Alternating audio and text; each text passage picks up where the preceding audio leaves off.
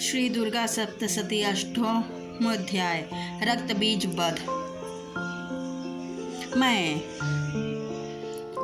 अणिमा आदि सिद्धिमयी किरण से आवृत भवानी का ध्यान करती हूँ। उनके शरीर का रंग लाल है, नेत्रों में करुणा लहरा रही है तथा हाथों में पाश, अंकुश, बाण और धनुष शोभा पाते हैं। ऋषि कहते हैं, चंड और मुंड नामक दैत्यों के मारे जाने तथा बहुत सारे सेना का संहार हो जाने पर दैत्यों के राजा प्रजापति शुंभ के मन में बड़ा क्रोध हुआ और उसने दैत्यों की संपूर्ण सेना को युद्ध के लिए कूच करने की आज्ञा दी। वह बोला, साथ युद्ध करने के प्रस्थान करने। कंबू नाम वाले दैत्यों के 84 सेनानायक अपनी वाहिनी से घिरे हुए यात्रा करें। 50 कोटि वीर्य कुल के और 100 घौम्र कुल के असुर सेनापति मेरी आज्ञा से सेना सहित कूच करे। कालका मौर्य और कालकेय असुर भी युद्ध के लिए तैयार हो मेरी आज्ञा से तुरंत प्रस्थान करें। भयानक शासन करने वाला असुरराज शुंभ इस प्रकार आज्ञा से सहस्त्रों बड़ी बड़ी सेनाओं के साथ युद्ध के लिए प्रस्थान हुआ। उसकी अत्यंत भयंकर सेना आती देख चंडिका ने अपने धनुष की टंकार से पृथ्वी और आकाश के बीच का भाग गुंजा दिया। राजन, तदंतर देवी के सिंह ने भी बड़े जोर से दहाड़ आरंभ किया और फिर अंबिका ने घंटे के शब्द से उस ध्वनि को और भी बढ़ा दिया। धनुष की टंकार, सिंह की दहाड़ और घंटे की ध्वनि से संपूर्ण दिशाएं गूंज उठी। उस भयंकर शब्द से काली ने अपने विकराल मुख को और भी बढ़ा लिया तथा इस प्रकार वे विजयिनी हुई। उस तुमुल नाद को सुनकर दैत्य चंडिका देवी, सिंह तथा काली ने क्रोधपूर्वक घेर लिया। राजन, इसी बीच में असुरों के विनाश तथा देवताओं के अभ्युदय के लिए ब्रह्मा, शिव, कार्तिकेय, विष्णु तथा इंद्र आदि देवों की शक्तियों की अत्यंत पराक्रम और बल से संपन्न थी। उनके शरीरों से निकलकर उन्हीं के रूप में चंडिका देवी के पास गई। जिस देवता की जैसा रूप है वैसी वेशभूषा और वैसा वाहन है, ठीक वैसे ही साधनों से संपन्न होकर उनकी शक्ति असुरों से युद्ध करने के लिए आई। सबसे पहले हंसयुक्त विमान पर बैठे हुई अक्षसूत्र और कमंडलू से शोभित ब्रह्मा जी की शक्ति उपस्थित हुई, जिसे ब्रह्माणी कहते हैं। महादेव जी की शक्ति वृष पर आरूढ़ हो हाथों में श्रेष्ठ त्रिशूल धारण किए, महानाग का कंकड़ पहने, मस्तक में चंद्र रेखा से शोभित है, वहां आ पहुंची। कार्तिकेय जी की शक्ति रूपा जगदम्बिका उन्हीं का रूप धारण किए श्रेष्ठ मयूर पर आरूढ़ हो के शक्ति लिए दैत्यों से युद्ध करने के लिए आई। इसी प्रकार भगवान विष्णु के शक्ति गरुड़ पर विराजमान हो शंख, चक्र, गदा, सातंद, धनुष तथा खड्ग हाथ में लिए वहां आई। अनुपम ज्ञावाराह का रूप धारण करने वाली श्री हरि की जो शक्ति है वह भी वाराह शक्ति धारण करके वहां उपस्थित हुई। नरसिंही शक्ति भी नरसिंह के समान शरीर धारण करके वहां आई। उसकी गर्दन के बालों से झटके से आकाश के तारे बिखरे पड़ते थे। इसी प्रकार इंद्र की शक्ति वज्र हाथ में लिए गजराज ऐरावत पर बैठकर आई। उसके भी सहस्त्र नेत्र थे। इंद्र का जैसा रूप है वैसा ही उसका भी थी।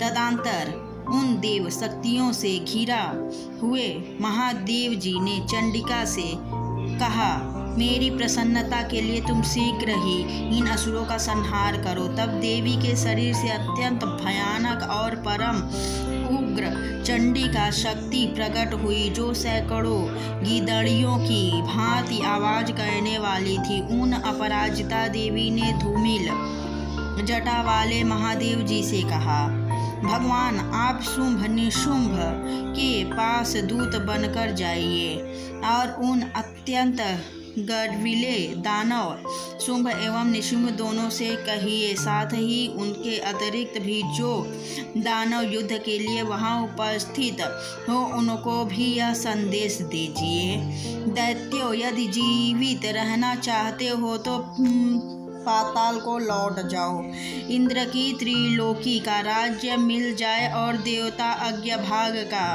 उपभाग करें। यदि बल के घमंड में आकर तुम युद्ध की अभिलाषा रखते हो तो आओ, मेरी शिवाएं योगिनियां तुम्हारे कच्चे मांस से तृप्त हो। चूंकि उस देवी ने भगवान शिव को दूत के कार्य में नियुक्त किया था, इसलिए वह शिवदूती के नाम से संसार में विख्यात हुए।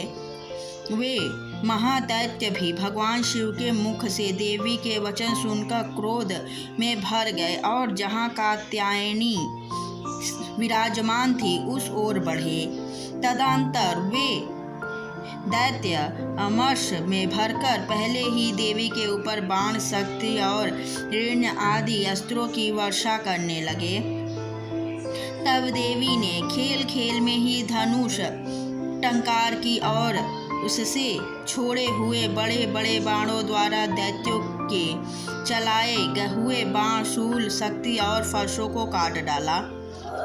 फिर काली उनके आगे होकर शत्रुओं को शूल के प्रहार से विदीर्ण करने लगी और खड्गवान से उनका कचुम्बर निकालती हुई रणभूमि में विचरने लगी। ब्रह्माणी भी जिस जिस ओर दौड़ती उसी ओर अपने कमंडलू का जल छिड़ककर शत्रुओं को ओज और पराक्रम को नष्ट कर देती थी। महेश्वरी ने त्रिशूल से तथा वैष्णवी ने चक्र से और अत्यंत क्रोध से भरी हुई कुमार कार्तिकेय की शक्ति ने भी शक्ति से दैत्यों का संहार आरंभ किया। इंद्र शक्ति के वज्र प्रहार से विदीर्ण होकर सैकड़ों दैत्य दानव रक्त की धार बहाते हुए पृथ्वी पर सो गए। वाराही शक्ति ने कितनों को अपनी थूथून की मार से नष्ट किया, दाढ़ों से अग्रभाग से कितनों को छाती छेद कर डाली तथा कितने ही दैत्य उनके चक्र की चोट से विदीर्ण हो गिर पड़े।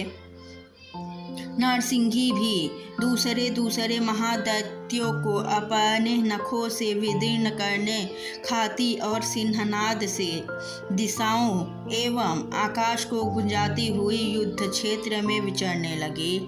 कितने ही असुर शिवदूती के प्रचंड अट्टहास से अत्यंत भयभीत हो पृथ्वी पर गिर पड़े और गिरने पर उन्हें शिवदूती ने उस समय अपना ग्रास बना लिया। इस प्रकार क्रोध में भरे हुए मातृगणों को नाना प्रकार के उपायों से बड़े बड़े असुरों का मर्दन करते देख दैत्य सैनिक भाग खड़े हुए। मातृगणों से पीड़ित दैत्यों को युद्ध से भागते देख रक्तबीज नामक दैत्य को युद्ध के लिए क्रोध से भरकर युद्ध करने के लिए आया। इसके शरीर से जब रक्त की बूंद पृथ्वी पर गिर पड़ती तब उसी के समान शक्तिशाली एक दूत महादैत्य पृथ्वी पर पैदा हो जाता। महाअसुर रक्तबीज हाथ में गदा लेकर इंद्र शक्ति के साथ युद्ध करने लगा। जब इंद्री ने अपने वज्र से रक्तबीज को मारा, वज्र से घायल होने पर उसके शरीर से बहुत सा रक्त चूने लगा और उससे उसी के समान रूप तथा पराक्रम वाले योद्धा उत्पन्न होने लगे। उनके शरीर से रक्त की जितनी बूंदें गिरी उतने ही पुरुष उत्पन्न हो गए। वे सब रक्तबीज के समान ही वीरवान, बलवान तथा पराक्रमी थे। वे रक्त से उत्पन्न होने वाले पुरुष भी अत्यंत भयंकर अस्त्र शस्त्रों का प्रहार करते हुए वहां मातृगणों के साथ घोर युद्ध करने लगे। पुनः वज्र के प्रहार से जब उनका मस्तक घायल हुआ तब रक्त बहने लगा और उससे हजारों पुरुष उत्पन्न हो गए। वैष्णवी ने युद्ध में रक्तबीज पर चक्र का प्रहार किया तथा ऐन्द्री ने उस दैत्य सेनापति को गदा से चोट पहुंचाई।